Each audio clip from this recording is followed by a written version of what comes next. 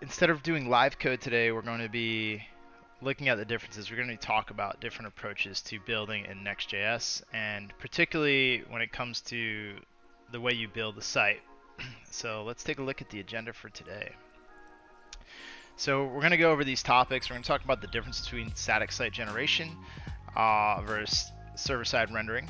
So we'll be able to understand what are the differences, and essentially it would help you choose your output. We're going to look at the workflow pipelines, and then we're going to talk through pros and cons. And after we get through that, we're going to take a look at some code examples. We have two different code bases that show how you build in static site generation versus how you build in server-side rendering.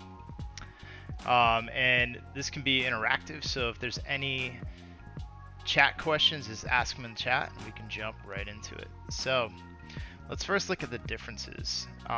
So in server-side rendering, it renders in real time based upon the client response. So a client response is when the customer hits the URL, or the consumer or the user hits the URL, the server is going to accept the request, and it's going to render the JavaScript, the React, in real time. So that means when you're doing server-side rendering, your deploy target ends up being a node server. So you have to build a node server that is running an actual Next.js application, and that's really important. And then when you build with Next.js, you're using get server-side props, and it's definitely the big difference. You can't use get server-side props when building with static site generation. You can, however, use static site generation alongside server-side rendering. So if you're deploying the server, you can do both. You can do both with server-side rendering. You can't do both with static site generation. So talking about static site generation, the major difference is you're building on a local machine or in a remote process. So if you set up build hooks in GitHub, it can also build that way. But that's the major difference, is that it has to build the pages. So hence the word static is the key word in the name of this. Static means it's a static file, it doesn't change. Like there's static versus dynamic, right? Server-side rendering is dynamic, it could change, whereas statics, whatever you deploy for the file is what's going to be served to the client or the user. So you have to build every single page. If there's 1,000 pages, they have to be built prior to the request. And it creates static files. So the output is static files, which means that the deploy target is going to be a cloud bucket or a static hosting server, which is a big difference, is that you're just pushing the files to a cloud and it's just serving the files as it is, which means that you're serving just files, so you could cache those files. You could serve them a lot faster. You don't need a processor running outside of the process saying, hey, the file's over here. You don't need a processor to think through. It doesn't need the process code. So those are the two big differences between those. They're not big. It's a very different process, static site generation versus server-side rendering. So let's take a look at the pipeline of server-side rendering, and I'm going to walk through this pipeline. And this we use an example of Zesty as a CMS, but also alternate data sources. So typically, like even our marketing website, we're bringing in data from GitHub, and we're bringing in data from our CRM, and we're also bringing data in from Zesty to build the presentation. We're mixing it. So you have your two data sources. Next.js is your base framework that houses the application code, and typically you're going to want to store this information. Let me just check this, make sure the stream's going okay. You're going to want to store this information in something like GitHub or Bitbucket, so your remote code is stored in a place where you can like have pull requests and merge flows, all that. That's really important, because when you have that, you get the ability of build triggers, and the build triggers will automatically deploy. You could set this up both for server-side rendering or static site generation, but the way we set it up is we use GitHub, and when you deploy to our stage branch or you merge to our stage branch, it'll automatically run a build process and deploy and automatically update in the cloud. So that's a huge benefit when you have these pipeline workflows where You can have lots of programmers working at once. They don't need to have to deploy it from their local machine. They just need to interact with the Git repository. So that's key, is this build trigger. So in server-side rendering, when there is a build trigger, what's going to happen is it's going to build a server, and it's going to deploy that server somewhere. So in our case, we actually deploy our server to Google Cloud Run. And that's their Elastic Container Service. It's a lot of fun to work with, very easy to work with too. So when we merge into our repository, it's going to, when we merge, we have two branches. We have stage and production. So we merge in the stage, it's going to run its own build process and target our stage deployment. It's about a 4.5 minute process. It builds the whole thing and it deploys the server. If you see, you can choose different deployment targets. So you're not just locked in the Google Cloud, AWS, Versal. I mean, you could deploy it to your own custom server too. You could send it to Azure, and have only so much space for logos here. But what's important here is that whatever you choose should auto scale.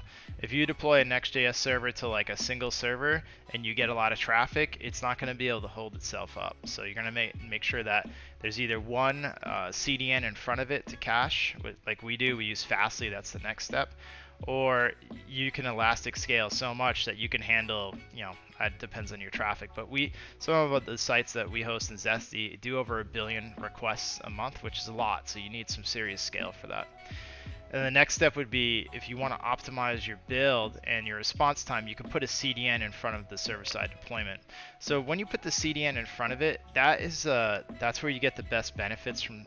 For me, I have more bias towards server-side rendering. I think it's more flexible. You have to deploy less, but it won't scale unless you're able to use a CDN effectively with it. So let's take a look at static site generation, which is going to feel very similar. The difference is really the deployment target and what happens in the build trigger. So we'll talk through that. But essentially, you can have multiple data sources, right? Using Zesty, you have Next, you still house it in say GitHub or Bitbucket, but then your build trigger is going to actually run. It's going to generate every single file. So the difference between the server-side rendering and the static site generation is that instead of it building a node server and deploying the code to a node server, it's going to build a single file for every page or URL you've developed. So if there's 1,000 pages, the build trigger will need that to process that, build all the requests before it deploys, and create 1,000 files. Once those 1,000 files are made, for example, we're saying we're having a 1,000-page website, it then needs to push each one of those files to the static file hosting service. This also could be Netlify is one that probably should be here over Versal. Versal's more about Versal made Next, so they're up here, they're getting the credit for that. But there's a static file hosting like Versal, but you could also do this on Google Cloud, AWS, Azure. Essentially, you're just targeting a cloud bucket or a place to store files. Now, once that happens, you can just point a domain directly to that. You can also use the CDN, because if you're going to have images as well, like it's best to use the CDN for that delivery speed. So essentially, when you're serving static, your scale is almost infinite. And which is super beneficial because you don't have to worry about scaling a server, but still for speed, if you're only storing those files, say in the middle of America, it's nice to have a CDN in front of it, so that way you can propagate those files across the world. So if you are loading from Germany, you get the response from a point of presence CDN in Germany versus say middle America, because at that time, that lag, that request across all the pipes, you want to avoid that as much as possible.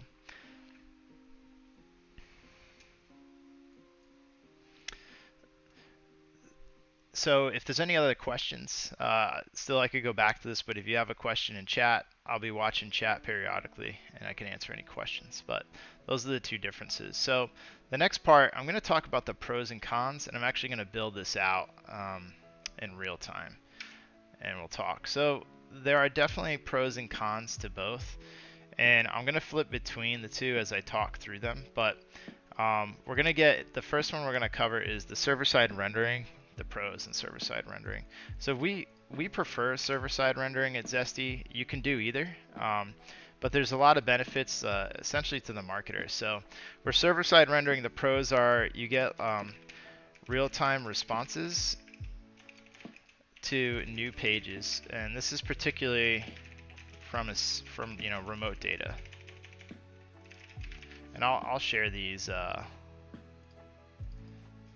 said particularly, but I'll give examples. Remote data on CMS data.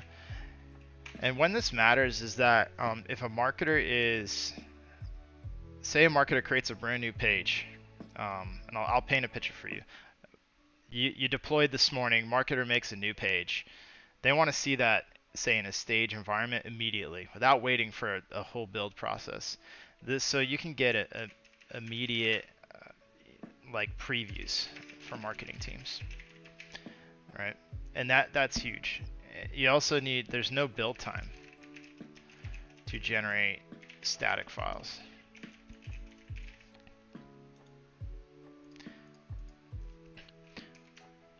So the other awesome thing about server-side rendering is that the word server-side rendering means that you can process data, and it could be like you could just process real-time data from any source without exposing it to the client. All right, so just talk through this one is that, say you're hitting proprietary data from your business API or from an API that is something you don't want exposed. And to do that, and it changes, so like it's not something that you see once and it statically builds, it's fine. And I say that because you could do this with static, like you could build that data flow and never expose it to the client, but if you wanted something dynamic on page that changes, you lose that ability because you can't expose, let's say, specific keys or data points. So it lets you build behind the scenes that only the server has access to, that the client, the user on the browser, doesn't see. So the immediate preview for marketing teams, and there's no build time to generate static files. To me, those are huge benefits. So we're going to talk through the cons. And there's a lot more, but these, to me, this is a non-starter. Like being able to give your marketing team the ability to see their change is huge. So we're going to talk about the cons. So the top con is that you need to deploy a server. So this means that it runs into issues that you need to think about scale. You need to have a deployment target, and there's also a cost of that too. So the cost to run server-side rendering, depending on how big you are, it can get high. And like this could say like, this could be as low as like 20, but it could go like, who knows? It depends on the size of your site, but this could get up to like $1,500. Let's call it $1,000 a month, depending on how heavy your traffic is. So, and then having a deployment target means you need to work in a private cloud, which you're probably going to do anyway. Not a big deal, but and then you need a deployment process.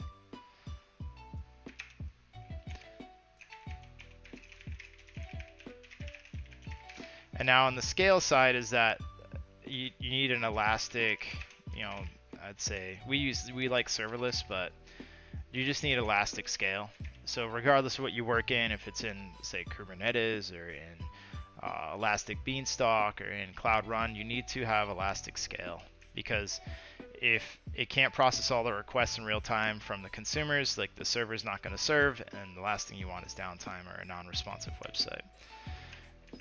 And there's cost to that too. So this could either be elastic scale and or CDN setup. So I'm just going to switch this to SSR, pros and cons. We'll make another one for static. So yeah, it's definitely about the server for me. Like that's how I see it. If you guys have any other comments, just let me know. All right, so let's talk about the static site generation pros and cons.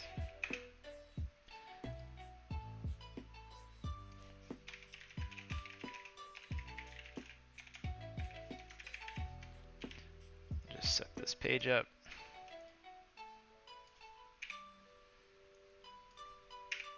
All right, so the pros of static site generation is you deploy static files. So this is like, call this instant scale. So that's huge. And then there's a deploy. You gain benefits from the deploy process because the build, you have to build the build process to make the files. It can operate as a failsafe, or like it can operate as like testing. I don't know. Can operate as testing? I don't know if that's the right way to say it, but so since every single page needs to be built at deployment, it means that if a page is broken, the whole deployment process itself will break and not deploy. There's huge benefits to this, especially working in a big team. It means that no one's going to be able to deploy a broken page. I'd say that with a caveat is that yes, a page could not render correctly, but if there's a broken process in the actual build, then it's not going to deploy. It's going to fail. So, so this can act, and I say may this act as testing prior to deployment.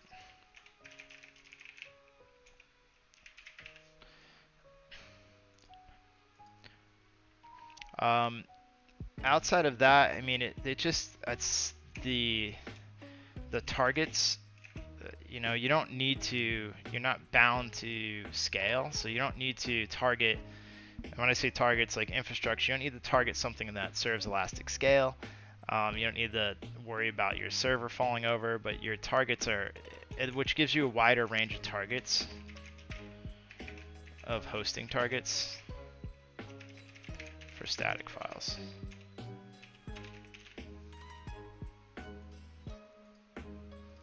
All right, so let's get into the cons. So the number one con for me is that there's a build process required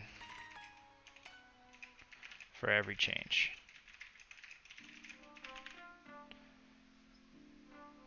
Yeah, and then we got a question that came in from chat. The response times. So I'm actually going to add that into both, so it's a good question. So it's a almost instant response times. And this really depends on your host, but if you're using like a modern and scale multi-regional host, it's going to pretty much serve the file. There's no processing that needs to happen to serve a static file. And I'm gonna put that in the cons of static. I mean, the server side is that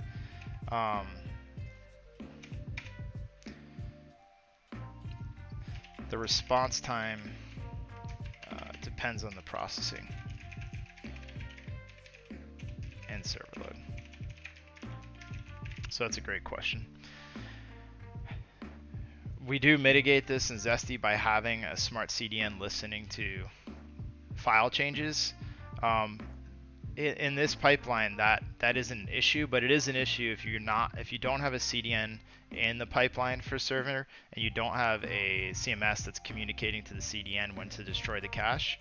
You absolutely are going to run into response time issues, and this kind of falls into the scale issue as well. So coming back to the cons of static site generation, and we did add this one to the pro. This build process required for every change of remote data. And then you also don't get, it lacks marketing preview. So if a new page, if a new page is created and the marketer has like a unique URL for that page, there's not a way for them to preview that output, unless they're running something locally. So you lose the ability to dynamically render a new page.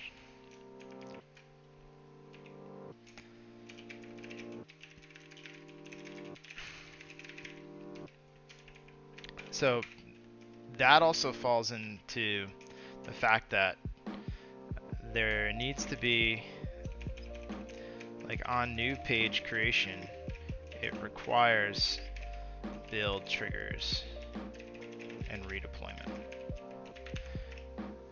So I I have a huge issue with this. Is that if there's a new page created, say if from a CMS, the CMS needs to then communicate to whatever the build trigger is, and it would need to redeploy to make sure that there's a static file waiting in response to that new page that was created. There's time in this. Some static builds, I've seen static builds take 2 hours, right? I know things can be optimized. If you're working in a smaller environment where there's maybe 5 or 10 pages, it's not a big deal. That whole process could happen in like 30 seconds, you know? And it's really going to be about caching to make sure that the caching is up to speed with it.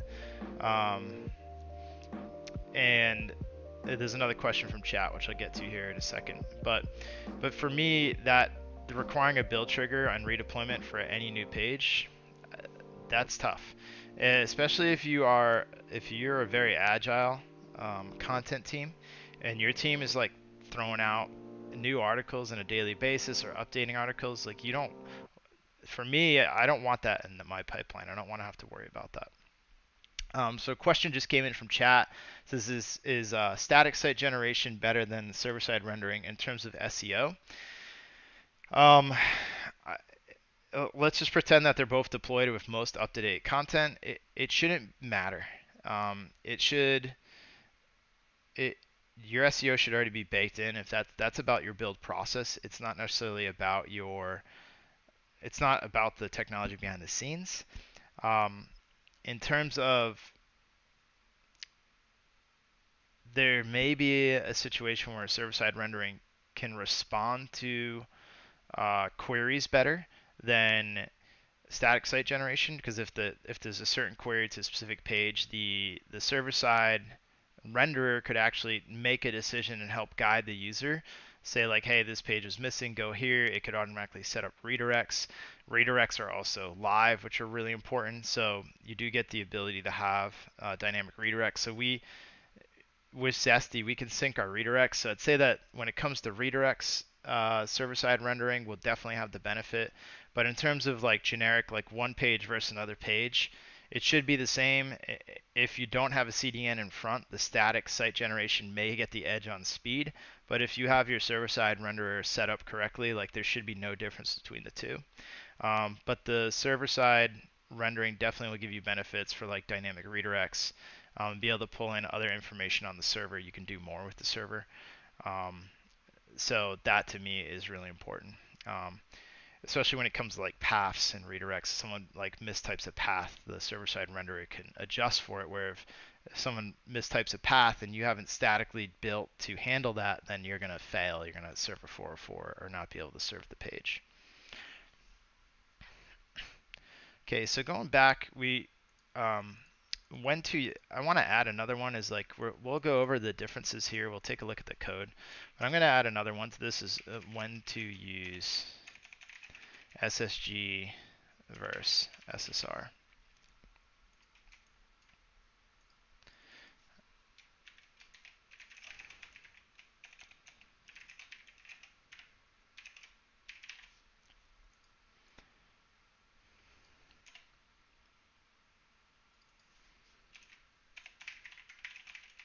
Questions are great too, so if you have more questions, keep them coming. I'll make sure we get the music queued up here again. Alright, so static site generation.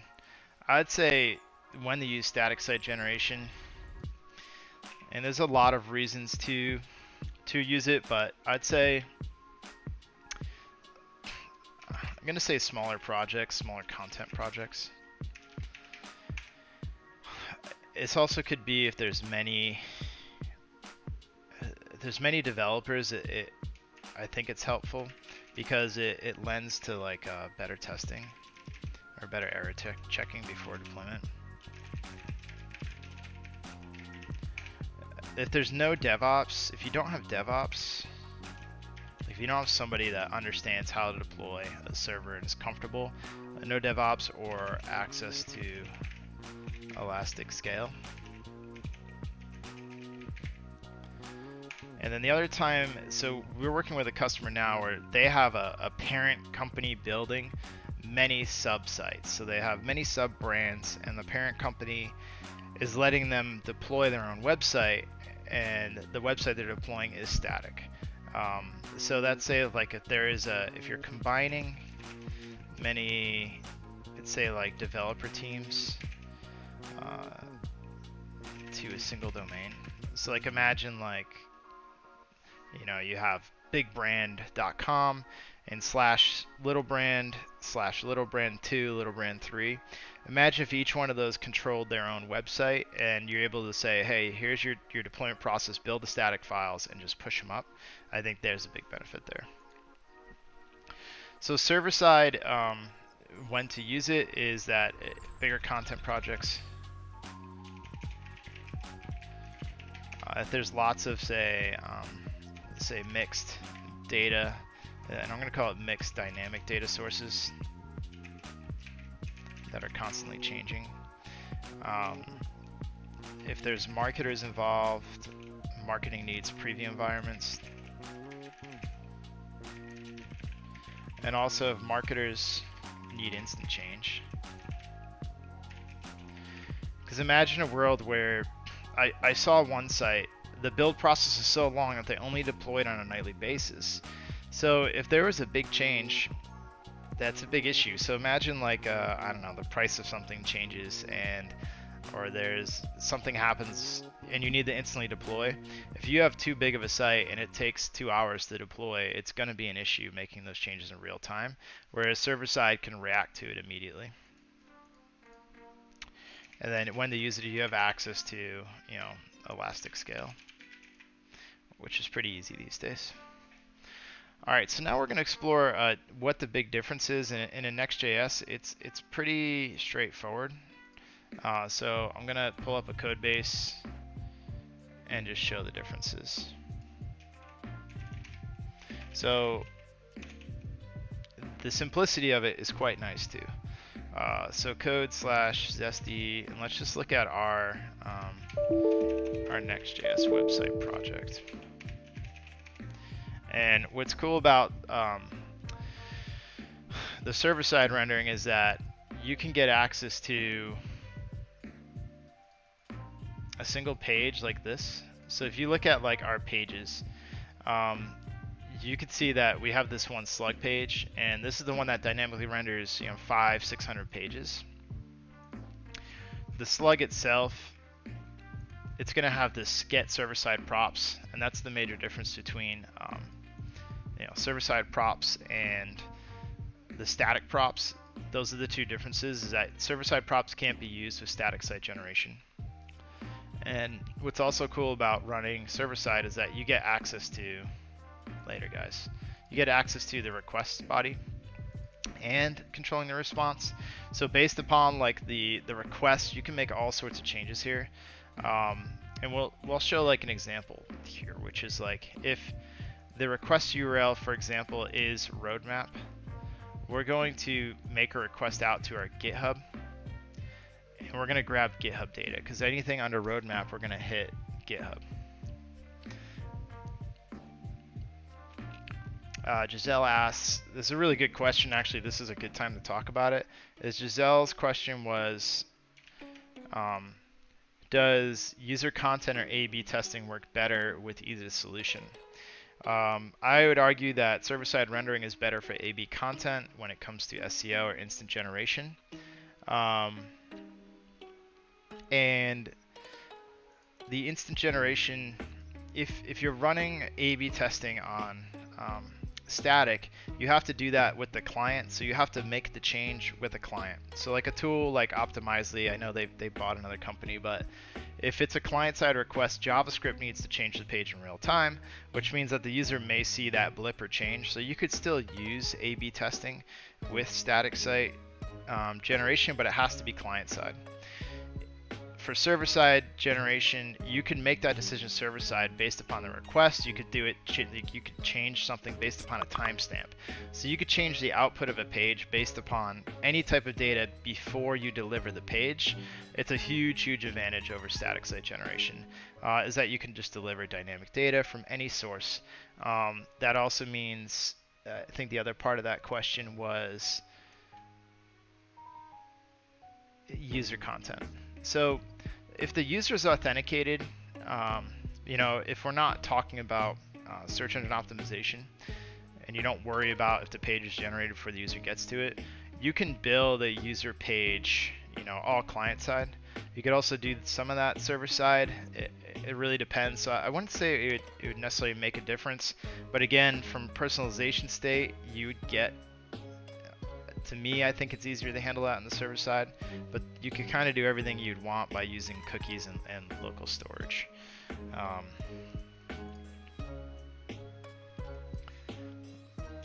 Yeah, so hopefully that answers that question. Let me see. I think another question came up. He goes, your opinion between ISR, SSG, and SSR. So let's see what ISR is. What is ISR versus SSG? I'm not super familiar with it.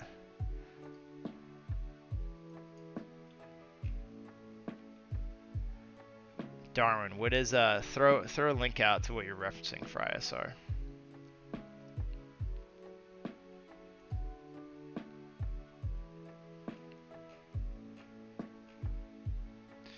Oh, incremental. Got it. So this is newer stuff. You validate the prop to make it stale at a specific time.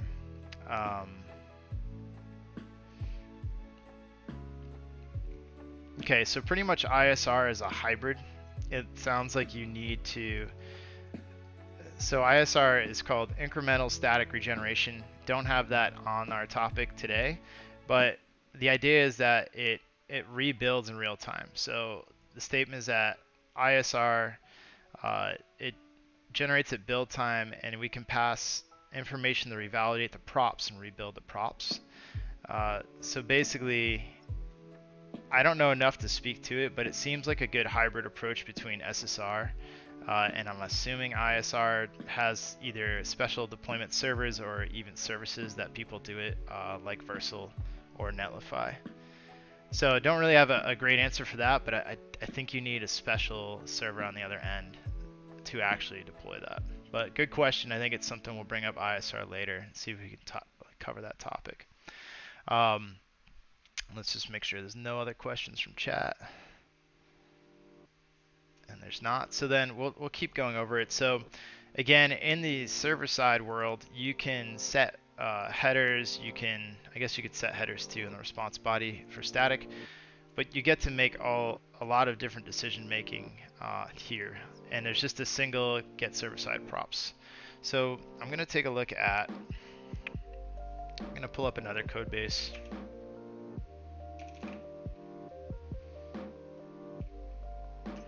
And then we'll just talk about the difference between static site generation, which is really, there's two key things, is you can't use server-side props, and you have to use two different methods and have access, make sure the CDN can output every single possible path.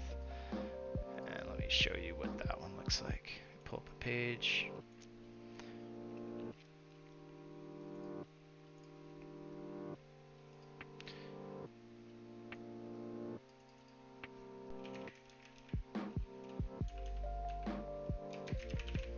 Alright, so pulling open this page here. So in this example, so this is on a static, is that we're still in slug, so you can still have a dynamic route.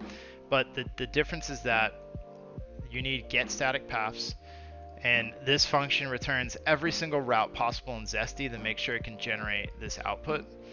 And then get static props, similar to server-side props, you can't run as many operations with it. It doesn't run real time. Get static props will run once upon the creation of a single page. And for routes, it needs to know every route. So imagine this will respond, 500 different routes, and at build time, it reads this first, and it knows every route it needs to create. And then this will create this like map. I think there used to be called the export map. Used to be in Next.js. It got sunsetted to get static paths. But pretty much this returns 500 paths. The build process will hit this file 500 times of each unique path running through this operation here. So those are the key differences. One important thing to note is that in the actual config, is that you can just async or wait the redirects, and when we update redirects, they get updated in real time. Especially if you're doing elastic scale, you're doing something like Cloud Run that there isn't always a server, the server builds in real time. The ability to deploy redirects and have them be updated in real time is huge. So that way your developers can just, I mean, your marketers can just write redirects. And this is like the extent of one of the benefits of having server-side rendering is you have a server working for you. And the static world, you don't necessarily have something, you just have a file waiting for the response. You don't have an active server running. It does sound like there are new services coming out where they're a hybrid, but for now, if you're on your own deploying it and you don't have access to one of those special services, you're kind of between SSG and SSR. And just going back, like how you would choose between them, is that I think like it has to do with your access to resources and I think the size of the site that you're dealing with in general, and that'll help you make the decision. So that's it for today. Not going to get too deep into the programming, but thank you all the people we had. We had 44 people joining today. Thanks very much. So be sure to like and subscribe, hit that notification bell, and we'll catch you next week on Tuesday.